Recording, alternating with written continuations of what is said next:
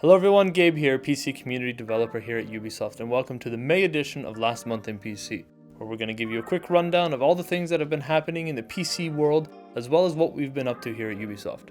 Without further ado, let's get to it. I hate green screens.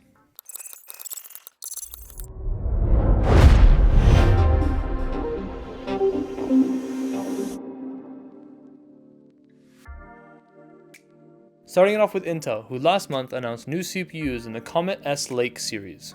Reviews and benchmarks have started coming in for some of the top CPUs in the stack. These CPUs use the same Skylake microarchitecture and the 14nm process that we've become so familiar with, resulting in highly optimized chips with Intel squeezing everything out that they can. The i9-10900K is a 10-core 20-thread CPU that has a base clock of 3.7 and a boost clock of 5.3. The i7-10700K is an 8-core 16-thread CPU that has a base clock of 3.8 and a boost clock of 5.1. And finally we have the i5-10600K, which is a 6-core 12-thread CPU that has a base clock of 4.1 and a boost clock of 4.8. Intel claimed that the Core i9-10900K is the new fastest gaming processor in the world, and benchmark results seem to agree with that.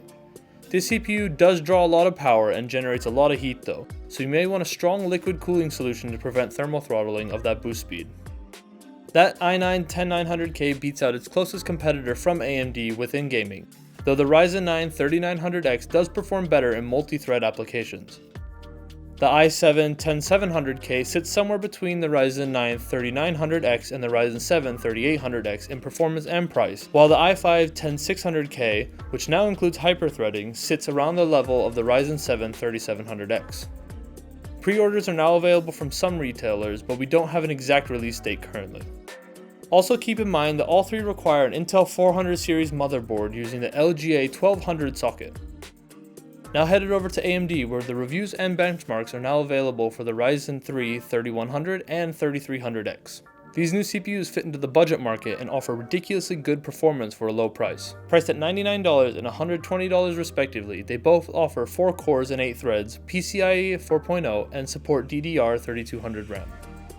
Paired with a good GPU, the Ryzen 3300X can offer at least 60 FPS in most recent games and performs very close to the excellent Ryzen 3600. The Ryzen 3100, while also offering strong performance, falls short of the 3300X by some distance, and with the 3300X only being priced $20 higher, you may want to stretch your budget out to pick one up if you can.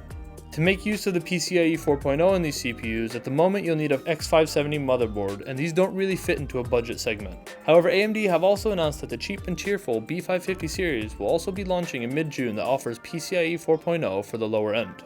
For those of you considering picking up one of these CPUs, do keep in mind that we haven't seen the low end of the 10th generation on the Intel side, so do keep that in mind when you're making your decision.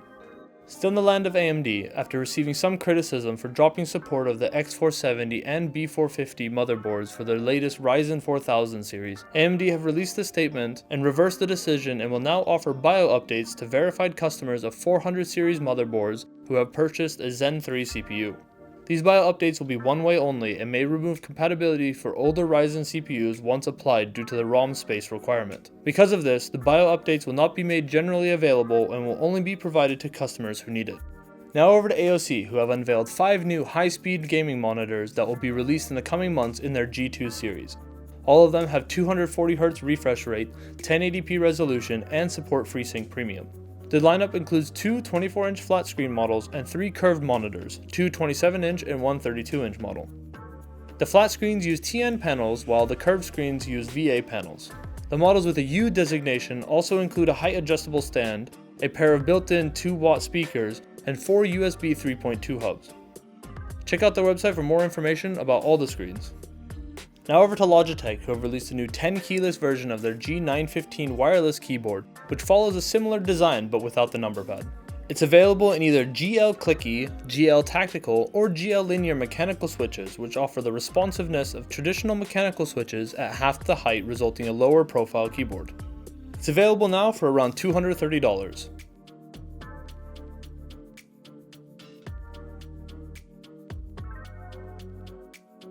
Now let's jump over into the Ubisoft side of things, where we're kicking it off with Ubisoft Forward, our first digital conference.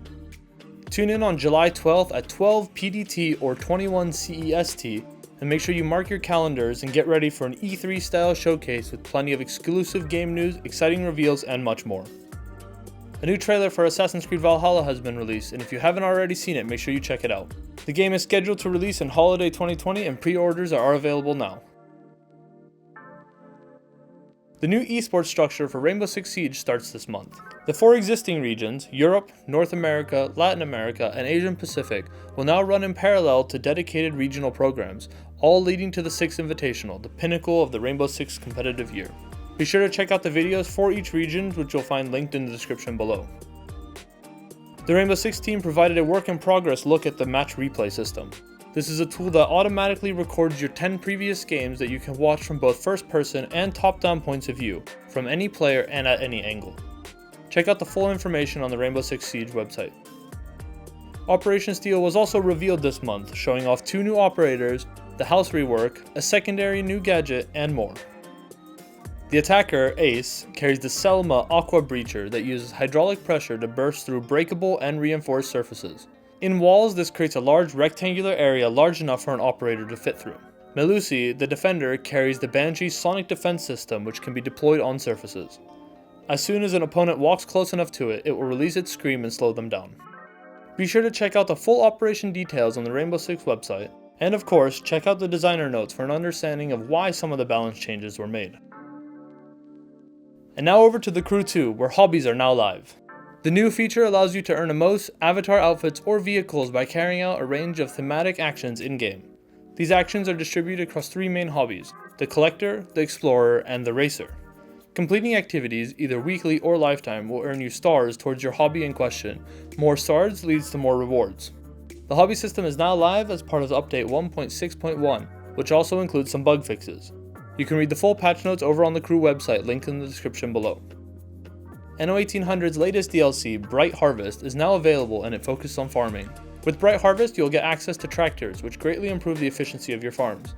Farms can be improved with tractors with the addition of a module, but each one needs to be supplied with fuel created from oil at a fuel station. Bright Harvest also includes new club challenges and ornaments. The DLC is included in the Season 2 pass or available to buy separately. The update also brings in a number of bug fixes and changes as well, so make sure you catch up on all the patch notes, which you can read on the website in the description below. And finally, we have the ANNO History Collection, which is coming soon. The first 4 ANNO games, 1602, 1503, 1701, and 1404, are being updated to take advantage of modern PCs. All games are being ported to 64-bit, feature support for higher resolution, improved multiplayer, and full save game support with the original versions. Each game will also include all their expansions and any other official content. The updated games are available to buy separately or in an all-in-one package with the ANNO History Collection, which will be released on June 25th. That's all for May. We hope you're all staying safe out there, and as always, if you have any other comments or questions, please leave them in the description below. But until next time, bye.